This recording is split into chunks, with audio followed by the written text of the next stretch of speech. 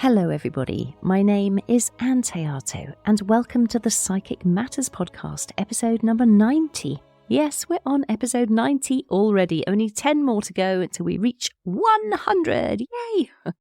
3 years in the making and I'm still thoroughly enjoying delivering these to you every 2 weeks. This week's episode is all about the spiritual assessment. Now, I had to learn what a spiritual assessment is. I didn't always know.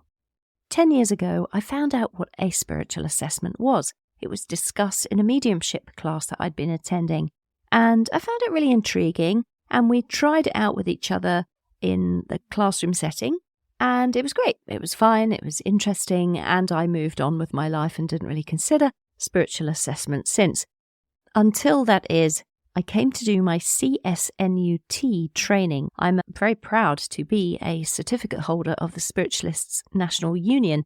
And as you all know, it is no secret, I would love one day to be a tutor at the Arthur Findlay College, which is the world's foremost college for the advancement of spiritualism and psychic sciences. And part of our training is to learn and understand and be able to deliver a spiritual assessment. And I believe it is one of the most requested readings from the tutors of the Arthur Findlay College to the students. So if you are lucky enough to go in person to the Arthur Findlay College one day, you could request a spiritual assessment from one of the tutors.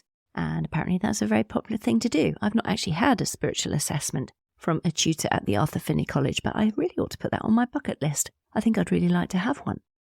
Meanwhile, I've been busy over the past 10 years studying spiritual assessments, what they are all about, what is required within them, what benefits they can give to the recipient, etc., etc.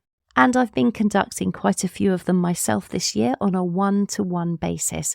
So people have been booking spiritual assessments with me as part of my ongoing training. So what is a spiritual assessment? Well, it's a psychic reading, that's what it is.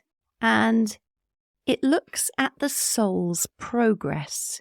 It's similar to a psychic reading, I suppose, in that we, as a psychic, we tune into the energy of the client sitting opposite us, and we are able, therefore, to dip into their energy and have a look at their life path. Whereas a psychic reading might look at things that may have affected your childhood, that now affect you in the now, that may affect your future. We may be able to look into your goals and hopes and dreams for this world, things like that. A spiritual assessment will look into your spiritual pathway, your spiritual development, how your younger life has affected you, perhaps what your first realization of spirit was, whether it comes from your mother's side of the family, whether your spiritual gifts come from your father's side of the family, whether you have had a good experience so far on your spiritual path, or whether things haven't been quite like that, in which case, how have they been? At what age were you when things started to develop? It's all these sort of things that we can pick up as a psychic or a medium. It's all these things that we can pick up from the energy body of the recipient.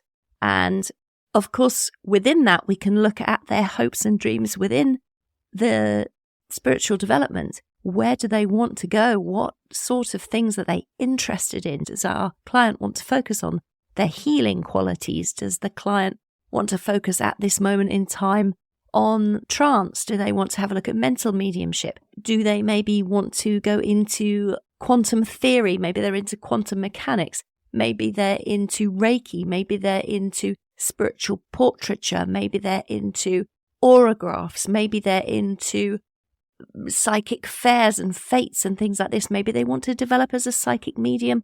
Maybe they want to develop as a spiritual medium. Maybe they want to be developing and standing on stage in galleries, on platform, giving messages from the spirit world. Maybe they're more into mediumship on a one-on-one basis. So the person conducting your spiritual assessment will be looking at all of these things and identifying the areas that are really important to you in this moment and the things that perhaps are unfulfilled within the soul's great potential, where you might go in the future with your spiritual development, etc., etc. And so quite a few people book because they feel a little bit lost. They don't know. They've done lots of different courses. They're not sure what path they're meant to be on. They've got interests in so many different topics. They can't decide which one they should focus on next. Maybe they've just come into it late and they're not sure what they're meant to be doing. Perhaps they're feeling a little underconfident about the courses that they've chosen, or a little bit underconfident about their own abilities or skills or talents or gifts in this way. Sometimes people feel a bit stuck or a bit lost, and they just don't really know what to do for the best. So they come so that they can be encouraged to take the next steps for their soul's journey on this earth. So quite a lot of it is about us looking into the undiscovered potential of our client in front of us. And also we want to be looking at the wonderful things that our client has achieved in this world so far spiritually. It's always to do with their spiritual development, not necessarily their development as a human being on this earth, but their spiritual development. What is it that they're very, very good at? What are their strengths? Are they strong in mediumship? Are they strong in trance mediumship? Are they strong in physical phenomena? Are they strong in transfiguration? Are they strong in healing? All of these different things. We're looking to celebrate all the things about their soul that is wonderful and realized and fabulous, and how they have developed to date. And then we're going to have a look at the options that are now available to that client. What else might they step onto from the position that they're at this moment? So a lot of it is about also helping your client, or our client in front of us, make the next decision, or showing them options for decisions that they could make, choices that they could have. And quite often when you sit with someone and you identify things within them, like mental mediumship is strong within them, that can be very, very empowering to our sitter, because it strengthens their confidence, makes them feel better about themselves. So it can be such a healing sort of reading to have, because it empowers you. It gives you the confidence. Oh, I did feel that, but I wasn't sure. I felt a little bit small inside, but now you've seen that in me, and I knew that also. Therefore, I actually now feel strong enough. Yeah, I will go and do a course in that. I've always wanted to do it. Thank you very much. So I'm also, or we as tutors and psychics, and anybody who gives you a spiritual assessment, will also be looking to see what direction they can point you in regarding your forthcoming training. Whoever's doing your spiritual assessment may be not the best person for you to do your next training with. And it's about pointing them to the teacher that would be right for them in this moment. So it's about showing you the path of professional development that is right ahead of you, and all of the choices and options that you have there. And we might be able to pick up on tutors that they've had in the past, not specific names, you understand, but the feeling of those tutors, whether they have sat well with the client in front of you, whether the client has felt a little uncomfortable, or whether the client felt super comfortable and had such a lovely tutor for this topic, that topic, the other topic. And it's about empowering, always about empowering the client in front of you and showing them the best path forward for them in this moment. And to be seen as a spiritual being is something incredible. Quite often with our friends and our families, we're not seen. We're told to be quiet. We're told we're talking nonsense. We're told there's no such thing as the spirit world. We're told there's no such thing as psychic ability. We're told this, we're told that. We adopt this attitude, we adopt that attitude, and we're just crushed and broken by the time we come to explore our own spiritual development. We're so full of doubt about the things that we're seeing, feeling, perceiving, knowing, that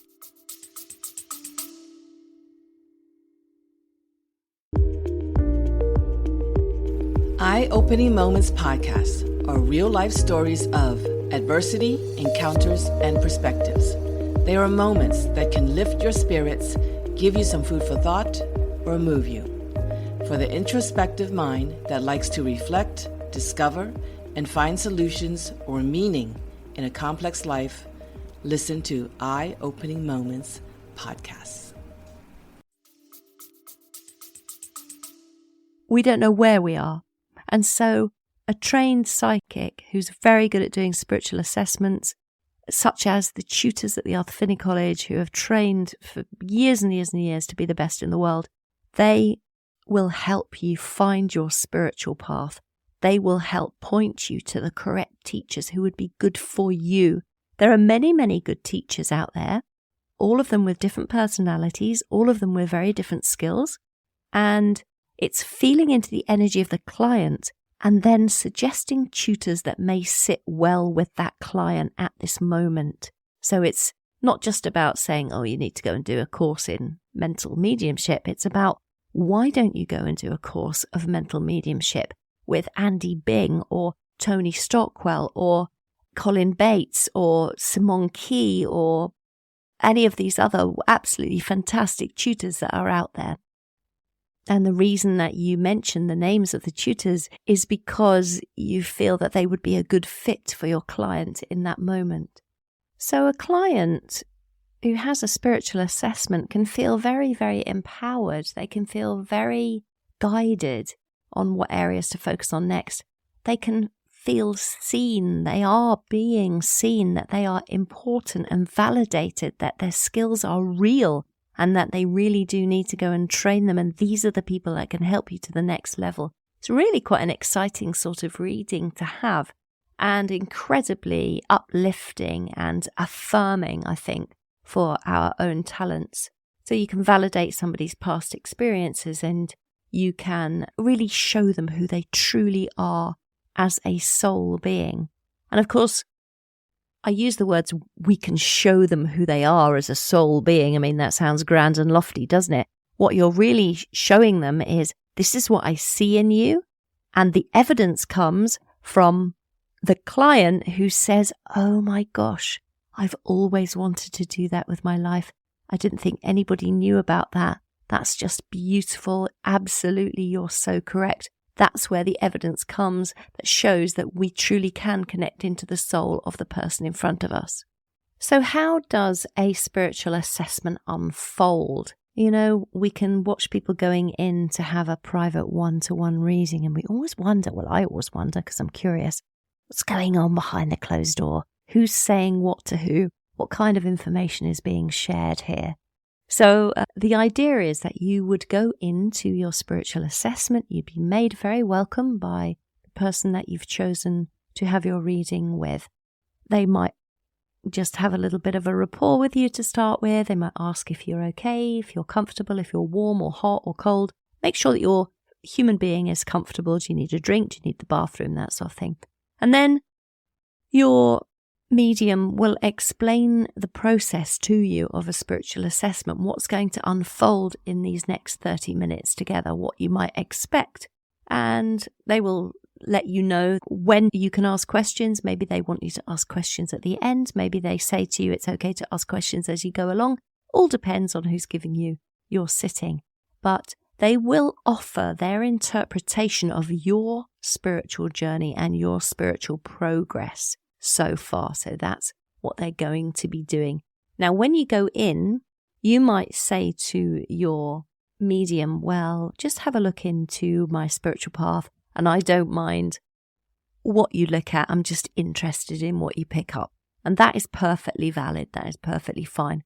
But you also might say, you know what, I'm having a bit of trouble with my trance mediumship connecting to guides. I'm finding it all a little bit difficult. I know I want to do it, but I'm not sure what I'm meant to be doing. So you can ask if there's a specific area of your development that you want that medium to focus on for you, and they can focus very much on that for you and give you some advice and guidance, things that they're picking up that they feel is going on. So all of that is what may happen at the very, very beginning of your reading. And then what they're going to do is they're going to start to feel into your energy. You don't have to do anything. You just have to sit there and enjoy the process, enjoy the time that you've put aside for yourself. And your medium is going to be feeling into the vibration of you. They're going to feel into the energy of you, the soul of you. As I say, they're looking for your hopes and dreams and your goals and your aspirations, your interests, all of those things, the things that you're talented in, the things that you haven't quite yet brought to the surface. all of that sort of thing. So they'll be looking to see, first of all, so they might feel into that first energetic impression of the client who is you. And they might talk about where they feel you are now in your spiritual development. It might be that they start off from when you were a child. It might be that they start off from where you are now. It might be that they start off what they see for you in your future. But that's kind of how it would go. And as I say, they might look into the first calling of the spirit world. Where were you when spirit first caught your attention? Was it when you were a baby? Was it when you were a child, a teenager? Maybe it wasn't till your 20s, 30s, 40s, 50s, 60s or 70s when you first heard that call of spirit. But it will be there in your energetic field, in your soul self, for your medium to pick up and address. And they will be able to validate things for you. Yes, you did see that spirit person in the kitchen that time. Yes, spirit did call your name. Yes, you did hear voices calling out to you when you were a young child. Yes, there were 4 or 5 spirit people around your bed that would come to you that you would converse with, because it's all in your auric field, and therefore it is available for your medium to pick up from you and give to you as information. And if that's evidential for you, then that is some beautiful proof that you are having the most beautiful spiritual assessment of your progress so far. Spiritual assessment might also talk about the sort of development you've had so far. So whether you've been in a circle with a small group of people, or whether you've been in a large group, whether you feel your experiences were validated or not validated. And the medium you work with may well be able to pick up on who supports you along your spiritual path. Who are your friends? Who are the people you can rely on? Who are the teachers that have been good for you so far, and in what topics? And what support do you have from your family? Things like this. Also, maybe you might be able to look out for or pick up on any religious experiences that you've had, if you have a religion of your own, and how important that has been to you along your path so far, and the sort of things that might have been a challenge to your spiritual development. So that's all the kind of things that you're looking for, or one is looking for in a spiritual assessment, to literally assess where we feel this person is at, what's affected them, and why, and how we can help this person and support them to go forward on their spiritual path. We might look at spirit guides. We might look at who's around you at this time. We might look at the qualities of your spirit guides, the types of ways that they might be speaking to you, the types of things that you might have found. Maybe you found feathers, maybe there's birds that sing to you, maybe there's synchronicities that are going on in your lifetime that are being influenced by your spirit team. So there's a validation for you from your spirit team almost that we can pick up on as well. So it's not just the teachers in the physical world, it's also who are your teachers in the spirit world as well. So maybe your guides in the spirit world are your former partners, your former friends. I say former friends. Friends are friends, aren't they? But friends that were here on earth with you and now live in the spirit world. It may be teachers that you knew here who now are in the spirit world that may still work with you. Maybe family members that are very close that are part of your spirit team. So all of these things. And then we'll be looking at not just recommending courses for you, but sometimes in spiritual assessments that I do, I've been able to guide people to podcasts to listen to, or radio shows to listen to, or a YouTube channel to go and check out, or content that I've heard in a documentary that relates to my client in some way, or beautiful books that I can recommend. You must go and read this because it equates to you in this way, and it's important because of this reason and that reason and the other reason, and I think you're going to find it truly, truly inspiring. So the things that the client is interested in, so if you're the client, you're the sitter, we might pick up on, as I say, all the things that are at the very forefront of your energy. So for me, if I was to have a spiritual assessment now, I'm sure that somebody would very, very easily pick up the fact that I'm very, very into my remote viewing at the moment and my mental mediumship. Those two things will be very much at the forefront of my energetic field for definite. So the medium who may work with me, I'm a hypothetical medium, but say for instance, I was having a spiritual assessment, they might have a look into the remote viewing. How am I feeling about it? Do I feel positive about it? Am I happy about it? Is there anything troubling me about it? What do I want to develop within it? Where is my work taking me? What kind of things do I need to look at? What do I need to study? What area do I need to go into next? And what do I need to do to take everything to the next stage? How to develop that and move it forward. And it would be the same if somebody was looking into my mental mediumship. What are the things about it that make me feel underconfident or make me feel less than, or maybe as if I'm not expansive enough? And what sort of things do I need to focus on within mental mediumship to improve all my skills, etc., etc.? And again, what do I need to do in order to move forward and beyond that? So do I need to go on some kind of break away from the human world? Do I need some sort of holiday, vacation, time alone, walking on my own, channeling, writing, a spiritual retreat? What are my dreams and hopes for the future within the work that I'm currently doing? All of those things make up a very, very brilliant, expansive spiritual assessment. You're feeling into the imbalance of the energy of your client at the beginning, and then how they start to move into balance the more you address the issues that they've got going on around their spiritual development, because you're trying to get them to a place of harmony and peace where they feel happy and excited and resolved to move forward.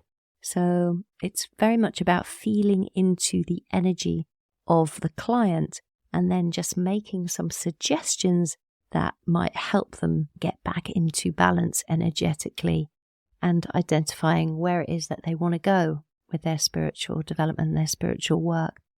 So it's a absolutely beautiful reading to receive, and it's a really beautiful reading to give as well. Identify what sort of tuition your client needs next and who are the people that will be able to help them to reach their goals. So, and anything that you can think of, or I can think of as a medium that I think I might set them as an exercise. Oh, okay. When you go home, try this, sit in the power, go for those walks, channel spirit, write this, draw that, paint this, work with music, all kinds of different remedies that you might suggest, or exercises that you might set for your client to help them. You might go and show them the educational resources that are available to them so that they can train. Quite often people don't have money for training. So where are the resources where somebody can train and learn and develop and move forward without having to spend any money? Those kind of things are pretty key. So it's all those kind of things. And it's books that have been written that by people that I find particularly inspiring. So I might recommend books by this one or that one. I have to say I've got so many books in my house on so many different topics that's really useful to be quite widely read, actually, so that you can recommend books for your clients. And like I say, tools or things that they might want to start working with, colours or oracle cards or anything like this, or circles or development circles that you feel that you might benefit the client. Yeah, so that's what a spiritual assessment is. That's what it contains. That's the reason for it. And I think people get an awful lot out of it because they're validated for who they are. They are seen. You see the light within them. You see the talents and the skills within them along their spiritual path, and the types of things that you highlight that they might want to go and develop at this time. So very, very interesting work. It's, like I say, wonderful to give a spiritual assessment, wonderful to receive one as well. So if anybody's listening to this and they want to book a spiritual assessment, I know that all of the tutors at the Arthur Findlay College are trained to and offer wonderful spiritual assessments. So just go to arthurfindlaycollege.com and you can have a look and see. I think maybe you might need to be now this is something I need to look up, isn't it, folks? Can you have a spiritual assessment with a tutor online at the Arthur Findlay College? I actually don't know. Maybe I should have looked that up before I did this episode, but it would be worth contacting the college to find out. If not, I know that you could probably look up the work of one of the tutors there and go to their own private website and have a look and see if they're offering them privately, if you're not able to get to the college yourself in person. I also do spiritual assessments online, so you're very welcome to work with me if you would like to. I give half of my earnings from my spiritual assessments to a charity called the Actors Children's Trust. So whatever you give me in terms of a fee, I give half of it directly to ACT, the Actors Children's Trust, who are a charity very, very close to my heart, who very much looked after me and my children as they were growing up, and they support the children of actors in so many different ways, providing equipment and uniforms and paying for after-school clubs and classes and lessons and things like that. Fantastic, fantastic work that charity does. So yeah, that's just a little way that I can now give back, which is a beautiful thing to do. So hopefully you found this episode on spiritual assessments really fascinating. I hope it's enlightened you as to what they contain and what they are and what they do. So it's a psychic reading looking into the spiritual development of your sitter. Now you know. Thank you for joining me this week. My name is Ann Théato, and thank you for listening to Psychic Matters.